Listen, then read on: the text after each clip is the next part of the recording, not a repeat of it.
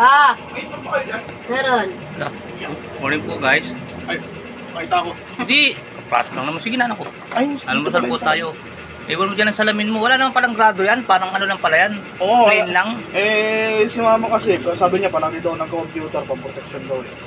Pang ano lang yan. Pagka yung malinaw pa mata mo, no? Ayun, na-enjoy ko rin naman. Hindi, pagka yung ako nag-shoot, parang mahirapan ako pag nag-cellphone ako. Dapat ang gamit ko ito talaga yung may grado. Siyempre, walang grado. Pang reading glass talaga gamit ko sa cellphone eh. Almusal po tayo guys. Pandesal at saka itlog. Ang hali na pala. Siguro mga ano na, kung daw nagkakamali. Check time, mga alas 10 na. O, alas 9. Kasi hindi muna ako nag-almusal pagkakisi eh.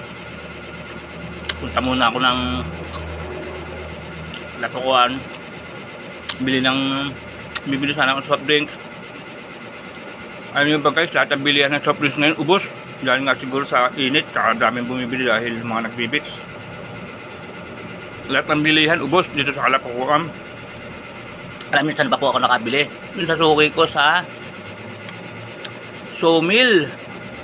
Kaya ito lang, ngayon pala nag-almusal. Kaya alam nyo, advice ko rin, maganda rin sa mga may mga tindahan, makaka-relate kayo. Maganda yung marami kayong suki, marami kayong lahat binibili. Huwag kayong mag-i-stay yung isang suki lang. Yung, di ba sabi, suki-suki, doon ka lang bibili. Hindi, dapat lahat bilihan mo. Para may option ka, para pagka wala siya, makakabili ka sa katabi. Hindi doon naman ng mga businessman yun eh. Kasi dati ang, ano yung dati kasi yung parang tawag dito, yung ano ng business minded ng mga tao noon. Pagka yung suki mo, dapat doon ka lang lagi bumibili kasi pagka ano, parang ano, para murahan kanila lagi. Hindi pala maling option pala yun. Dapat lahat anuhin mo, lahat sukiin mo para may option ka, hindi isa lang.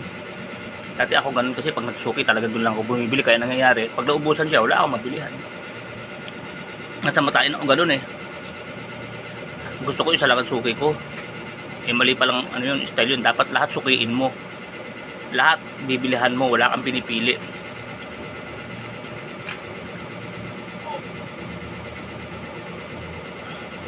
Dapat yung mindset up mo, ay yung pala ibig sabihin, dati yung mga mindset up ng kalamihang businessman, hindi naman ganun. Yung parang suki-suki ba? Mali palang mindset up yun. Sa panahon ngayon, hindi na uso yung suki-suki. Dapat lahat ng pwede mong access, sukiin mo sila. Para pagka wala yung isa, makakabili ka sa isa. Kaya ngayon, halos na ay, umano yung cellphone, muntik ng mga tao bo. Ano, tumayo kasi yung misis ko eh. Sabi ko, pag wala pa sa Sawmill to, makakarating naman ako nito ng Susubic. Kasi sa Subic, meron din ako ng suki doon nagtitinda ng mga ganyan, mga soft drinks, mga kasalo. Sa palengke naman yun, doon meron din mga ano doon. Yun, mga inano ko rin yun. Kumbaga, inano ko rin sila yung sinuki. Hindi naman totally kasi sinuki. Kumbaga, ano, ginawang option. Kasi pag sinabi mo sinuki, para sa kanya ka lang bibili, di ba? Ginawa ko sila isa sa mga bilihan ko. Mga access ko ng bilihan. Hindi na uso yung mindset up na suki-suki. Dapat lahat.